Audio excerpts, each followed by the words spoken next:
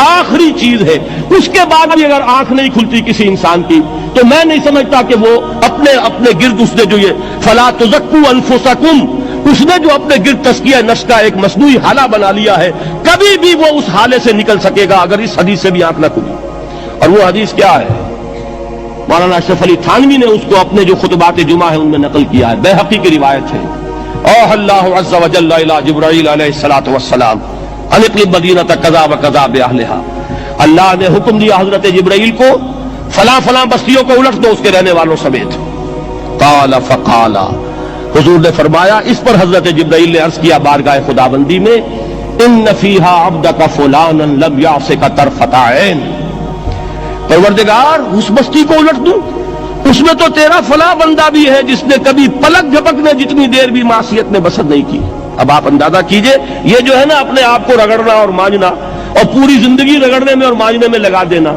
हम बात बुजुर्गों के तस्करे में सुनते हैं, इतने अल्लाह वाले थे, इतने अल्लाह वाले थे कि उनका घोड़ा भी कोई मशकूक दाना नहीं खाता था, और वो खुद जो है वो अंग्रेज की अदालत में बैठे हुए और अंग्रेज की नौकरी कर रहे थे। ये है वो मैक्रोस्कोपिक और माइक्रोस्कोपिक का अदम तवाज़ुन।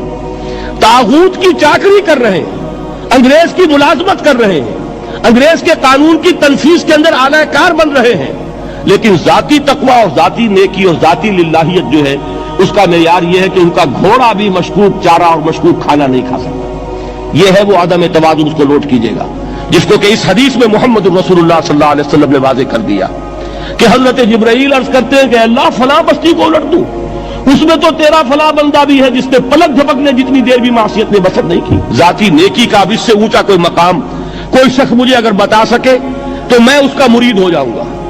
इससे ऊंचा कोई मकाम होगा कि आंख झपकने जितनी देर भी किसी ने मासियत में बसर नहीं की, जाती नेकी की मेराज। लेकिन हुक्म क्या हुआ बारगाह खुदाबंदी से? क़ाला फ़क़ाला, हुजूर ने फरमाया, अल्लाह ताला ने हुक्म दिया जिब्राईल को, इक़लिब अलैहि व अलैहि, उल्टो इस बस्ती को, पहले उस बदबख्त पर फिर दूसरों पर। क्यों? फ़इन्न वजहहु लम यतमअर फ़ी साअतन क़त, इसलिए कि इसका चेहरा कभी मेरी गैरत में सुर्ख नहीं हुआ, उस चेहरे का रंग नहीं बदला।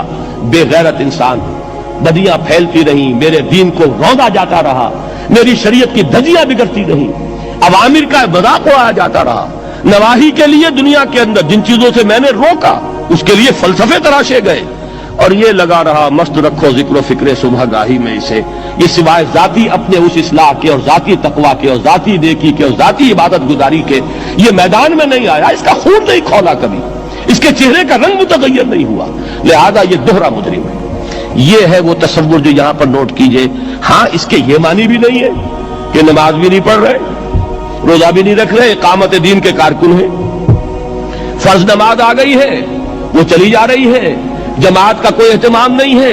अब ये दो इंतहाएं हैं, एक इंतहा ये कि वो तज़किया नफ्स जो है उसी में वो रगड़ने और मांझने का अमल जारी है, एक ये कि उसका सिरे से कोई ताल्लुक ही नहीं, अपनी जात से बहस ही नहीं। वो कैफियत वो हो गई है जो यहूद की आई है कुरान मजीद में, क्या तामुरून अन्नास बिल बिर्रि व तंसौना अनफुसकुम व अंतुम ततलूनल किताब, क्या तुम लोगों को नेकी का हुक्म देते हो और अपने आप को भूल जाते हो? ये दूसरी इंतहा है।